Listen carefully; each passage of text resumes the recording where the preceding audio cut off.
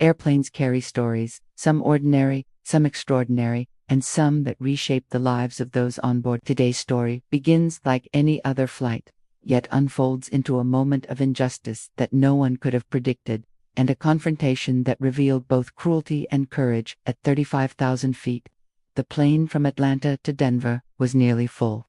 Passengers lined the aisle, storing bags overhead, while a soft hum vibrated through the cabin. In seat 14A, by the window, sat 12-year-old Malik Thompson. His small hands were folded tightly over his stomach as he stared out the window, trying to steady his breathing. Flying always made him nervous, but this time was different. It was the first time he traveled alone. He was headed to spend the summer with his aunt, something he had been looking forward to for months. Malik wasn't a loud kid. He wasn't the type to push buttons, kick seats, or annoy strangers. His teachers often described him as observant, gentle, and quietly curious. He noticed the world more than he spoke to it, and that day was no different. He sat still, trying not to draw attention. He replayed his mom's words in his head. "Just stay calm, sweetie. You'll be fine." He believed her. Or at least, he tried to.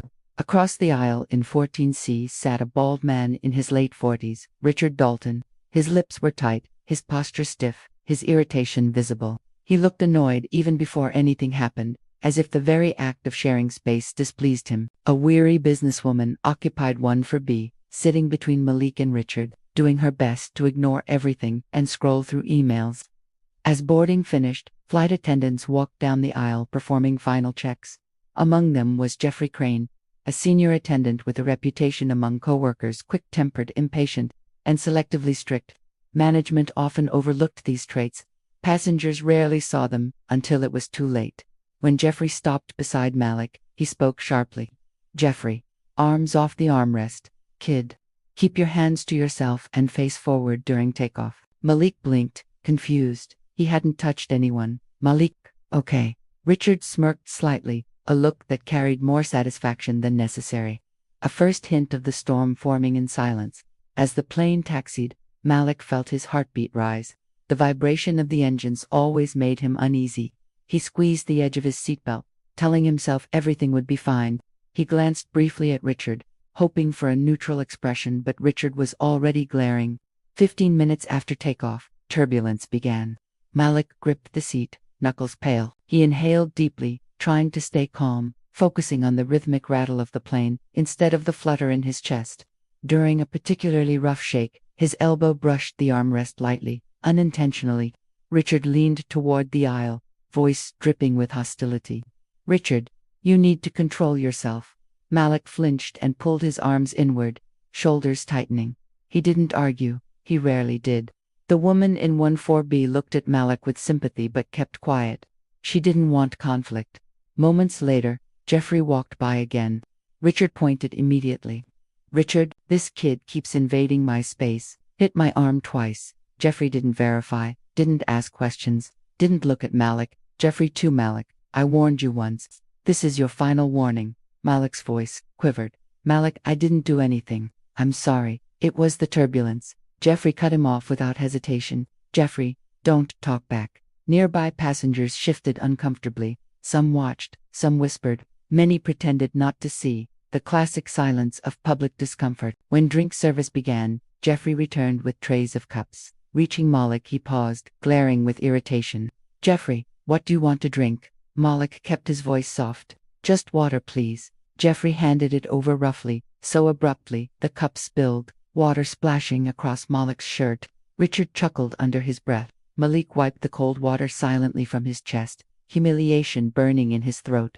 He wished his mom were there. He wished he hadn't traveled alone. A few rows back, a man in a plain blue t-shirt observed quietly. Average-looking.com, blending into the cabin. No one knew his name yet, or that he carried a hidden authority. Daniel Reyes remained silent, watching everything. 30 minutes later, turbulence hit again. Malik's arm bumped the armrest, unintentional, unavoidable. Richard jolted up dramatically, acting as if struck. Richard yelling, "That's it, I've had enough of this." The cabin snapped to attention. Jeffrey rushed forward. "Jeffrey, what happened now?" Richard pointed sharply, like accusing a criminal. "This kid hit me again. Do your job."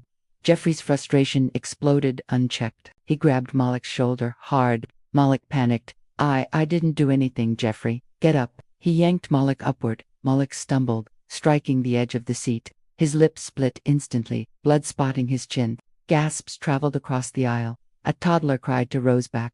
A man muttered, Jesus Christ. The businesswoman in 14B finally intervened. Woman, sir, he didn't do anything. It's turbulence. Leave him alone. But Jeffrey wasn't listening. Anger had replaced judgment. As he shoved Malik toward the aisle, his hand struck the side of Malik's face, a brutal blow that snapped the boy's jaw sideways. A sickening crack echoed. Malik collapsed, crying out in agony. Passengers screamed. Someone called out for help. Another shouted, stop. A few reached for phones, hands shaking. Before anyone could react further, the man in the blue t-shirt, Daniel, stood up slowly, calm, controlled, and with a presence that shifted the entire cabin's energy. He approached and pulled out a badge. Daniel. Everyone remained calm. I'm Federal Air Marshal Reyes. Step back from the child. Now. Jeffrey froze. Richard's face drained white. Passengers erupted into relieved, shocked whispers. Daniel knelt beside Malik, voice soft and steady. Daniel, you're safe now. Don't move your jaw. Just breathe. Malik nodded weakly, tears streaking down his cheeks. Daniel rose, eyes sharp.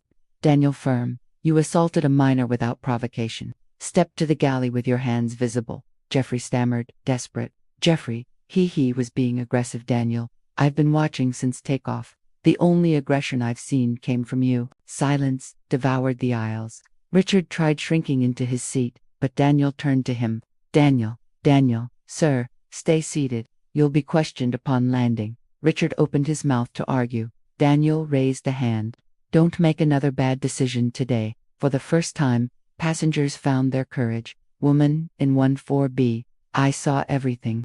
The boy never touched him, never bothered anyone. Man 2 rows back. That flight attendant targeted him from the start. Another woman. Richard kept harassing him. The kid didn't provoke anything. Daniel documented each statement calmly, flipping open a small notepad.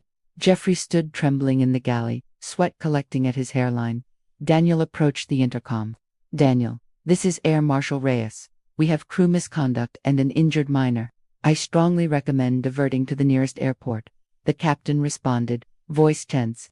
Captain, understood. Diverting ETA 22 minutes. The plane banked left, engines dimming slightly. Daniel returned to Malik.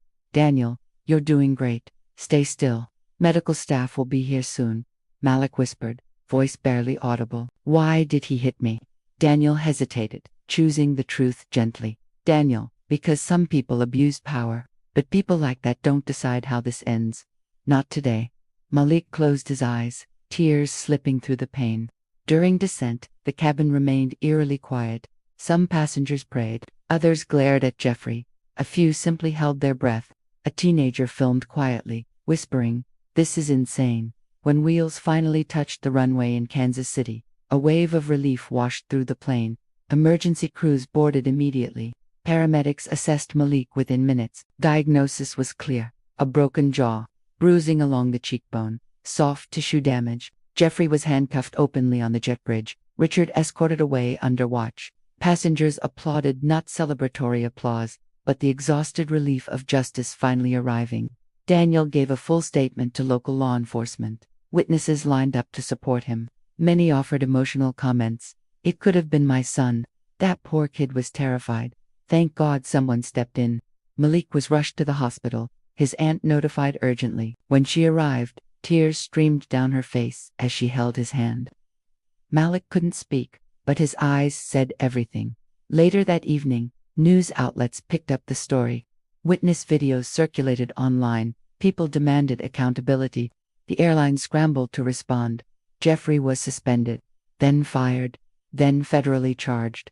Richard faced charges as well, but Malik's recovery mattered most. His aunt described him as shaken, unable to sleep without flinching, but resilient. His jaw wired shut. His summer changed forever. One comforting truth emerged. He now knew that in a moment of absolute vulnerability, someone stood up for him. 2 months later, Malik and Daniel met again in a quiet Denver cafe. Malik smiled shyly, jaw fully healed. Malik, thank you for everything. Daniel smiled warmly. You didn't deserve what happened. You weren't alone, even when it felt like you were. Malik hesitated. Why did you help me? Daniel leaned forward. Daniel, because injustice doesn't disappear by itself. Someone has to confront it. Someone has to say enough. That day it was me, but the truth is anyone could have done it. Anyone should have. Malik thought deeply, absorbing the weight of those words. Racism doesn't always scream. Sometimes it whispers behind authority, behind complaints, behind phrases like "he made me uncomfortable," but its impact is real, dangerous, and deeply scarring. And yet, even in darkness, there are people who step forward, people who choose courage over silence, people who refuse to let injustice go unchallenged. Malik's story is one of pain, yes, but also of resilience, accountability, and the reminder that justice can rise from a single voice, saying, "This is wrong." Thank you for watching. If stories like this matter to you, stories that expose injustice, reveal truth, and spark awareness, consider supporting the channel.